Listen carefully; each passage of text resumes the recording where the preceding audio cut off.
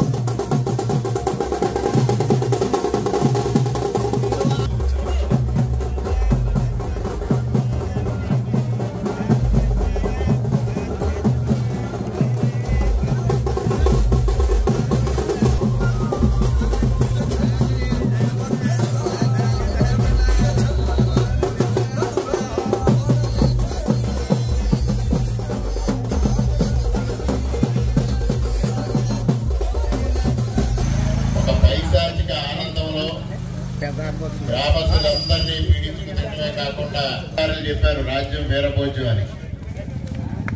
ఆ విధమైన విధానానికి స్వస్తి పలికి వీళ్ళు మా కుటుంబం ఇది 10వసారి అసెంబ్లీ ఎన్నికల్లో పోటీ చేయడం.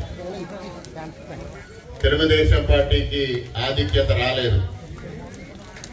ఒక 2014 ఎన్నికల్లో ఆనాడు తెలుగుదేశం అభ్యర్థిగా నాకు ఒకే ఒక్క ఓటు ఆధిక్యత రావడం జరిగింది. మరలా ఈరోజు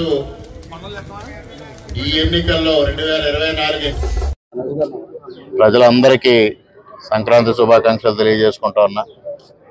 భోగి పండుగను పురస్కరించుకొని డివిఆర్ గారు గతంలో మాదిరిగా ఇక్కడ పెద్ద ఎత్తున భోగి మంటను ఏర్పాటు చేయడం, గ్రామ ప్రజానీకం అందరూ కూడా ఉత్సాహంగా పాల్గొన్నారు.